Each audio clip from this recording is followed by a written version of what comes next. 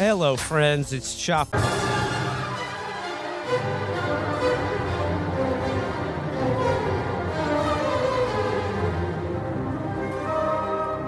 Hi, folks. Today, I'm going to tell you the story of Jesus Christ's younger brother. So last time on Inebriated Past, we wrapped up the story of the Mormons in America.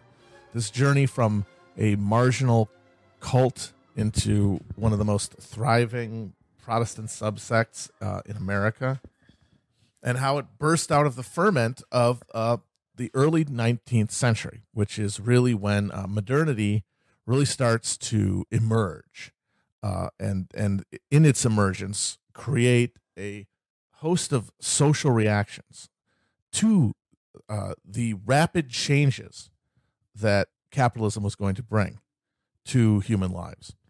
A lot of those changes were experienced as traumatic alienation from the world as people understood it, and a desire to reground themselves and regain some sense of orientation spiritually and materially in a world where they could not depend on verities that had sustained their entire bloodline for generations. And this explosion creates a worldwide reckoning. You see connected and integrated events, a flow of events from the revolutions of 1848 to the colonial domination of India and Africa, to the American Civil War, to the Meiji Restoration in Japan, and to, in China, the Taiping Heavenly Kingdom Rebellion, which is the most violent of all of these conflagrations. A civil war in the late Qing dynasty that killed an estimated 20 to 30 million people, mostly through famine and disease that came with the total devastation that this war had on the regions that it touched in the central Chinese heartland. So while in the United States, we have our tidy little Civil War. Yes, some railroads got ripped up. 600,000 guys died, half of them from diarrhea in their camp. We certainly like to think of it as the pivot point of that century, but in terms of creating a violent social release that is anywhere congruent to the size of the social and civilizational dislocation that capitalism and the Industrial Revolution are bringing to human civilization. This is the barbaric yawp of humanity as this new thing emerges. The birth pains of the new world, as Condoleezza Rice would have said, are felt loudest and most powerfully in China.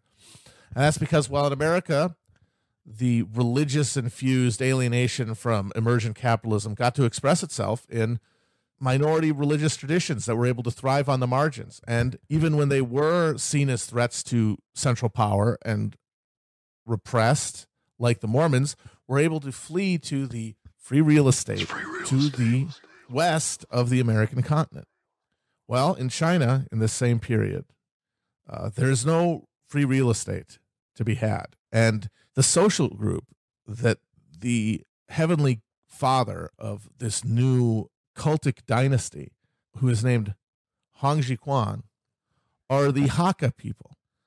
And what defined the Hakka as an ethnic group in China during this period is not anything cultural or even linguistic, even though they did by this period have their own dialect of Chinese.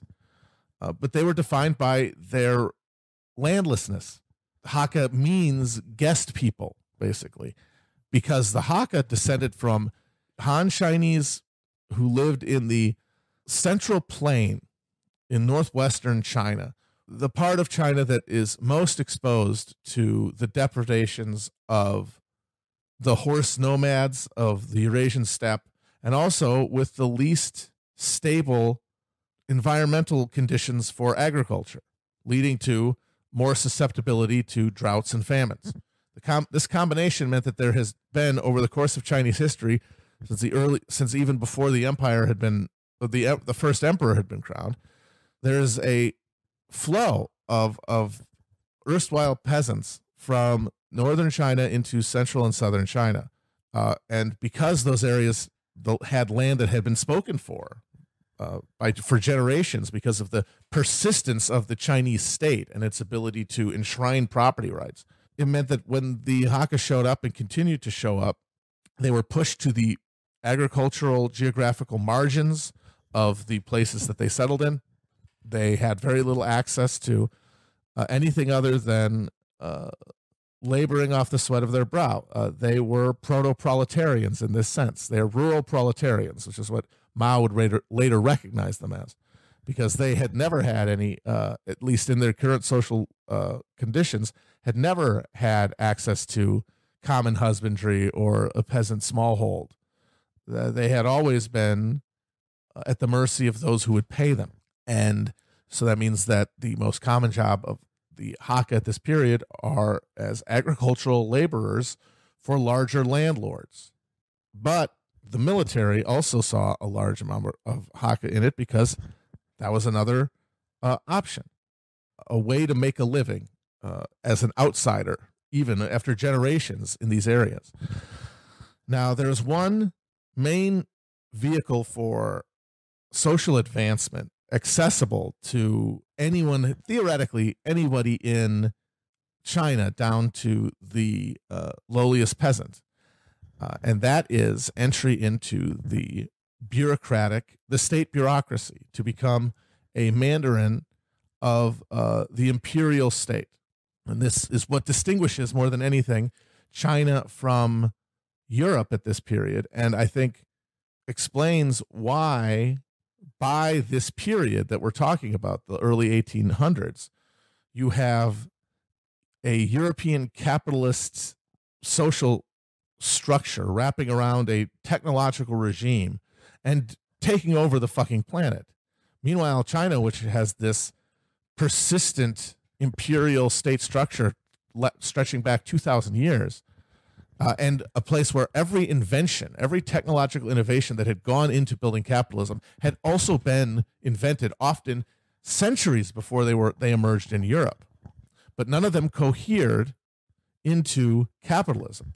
And that is because the system of medium-sized states in Europe led to a constant low-level confrontation and competition that intensified the incentive of any given political structure within it to encourage innovation in order to win this deadly battle for control of the limited area of this shifting, continent.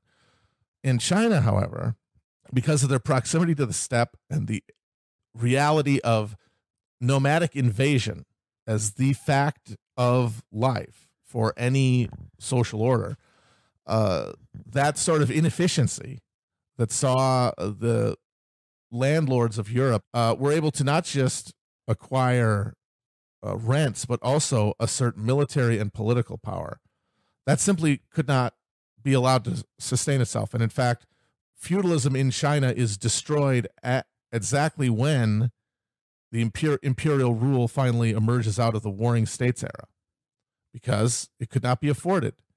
What was created instead was a meritocratic bureaucracy extending throughout its tendrils across all aspects of Chinese life, represented in every village, involved in taxation and facilitating trade to the extent that it was amenable to imperial stability, policing, adjudicating. Now, these jobs were very prestigious. They came with them significant salaries. It was with the military and wage labor, basically, that you could sustain yourself as a landless Hakka. But of these three, the bureaucracy was by far the most difficult to attain, because it required applicants to pass a number of increasingly difficult civil service exams meant to winnow down the pool of applicants into a small pot, acceptable group of scholars who could then be digested into the imperial ideological womb so that they can understand the value of the system that they support. And that value is going to come in the form of increased pay, increased lands and titles. It is a treat treadmill that can keep the people you need to be adhered to the state adhered to it. And that is through the steady arrival of an increasing paycheck and also an intellectual environment that allowed people to think that they really were embodying Confucian values and making the world the best it could be by serving this empire. They really did believe that. And that is because the actual substance of these imperial exams was the memorization and then commentary upon a canon of classic Confucian texts.